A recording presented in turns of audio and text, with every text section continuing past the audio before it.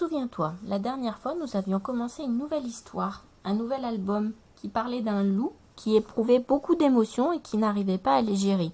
Je te rappelle le titre, Le loup qui apprivoisait ses émotions.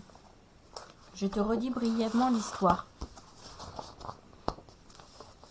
Il s'agissait donc d'un loup qui était parfois très joyeux, mais qui pouvait être très triste, très expressif, très excité ou très en colère.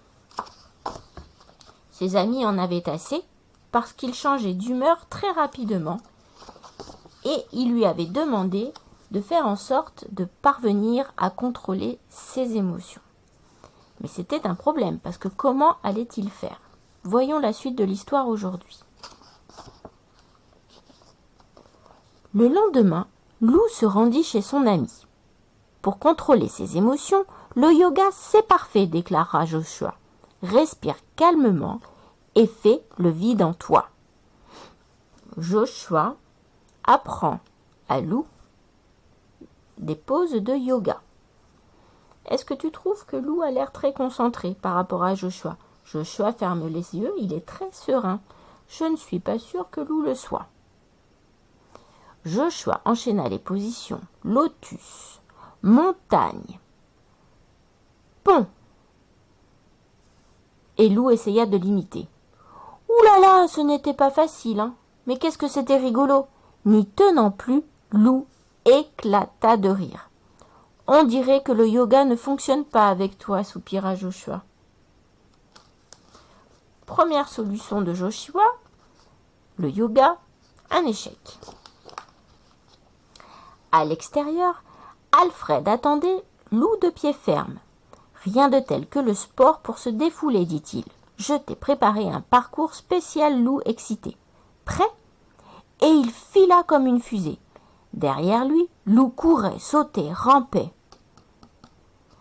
Alfred s'arrêta au pied d'un arbre immense. « On se retrouve en haut !» cria-t-il en disparaissant dans les feuillages.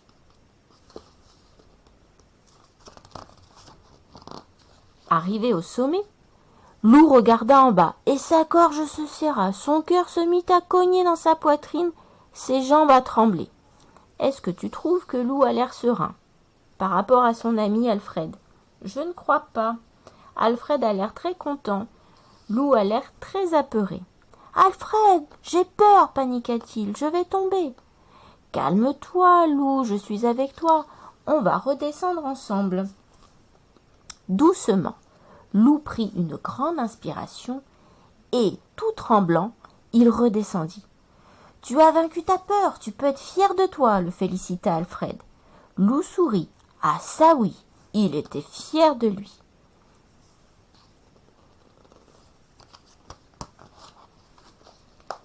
Tout ceci m'a mis en appétit, se dit Lou. Cela tombe bien, Gros Louis m'attend chez lui.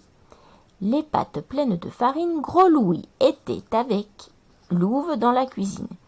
Ils ont l'air de bien s'amuser tous les deux, pensa Lou, jaloux. Est-ce que tu trouves qu'il a l'air serein ? Je ne trouve pas. Salut Lou, fit Gros Louis. Aujourd'hui on prépare des macarons. Pour réussir ces gâteaux délicats, il faut suivre la recette pas à pas et être très patient. C'est un bon exercice pour toi, n'est-ce pas ? À ces mots, Louve éclata de rire. Lou sentit la moutarde lui monter au nez.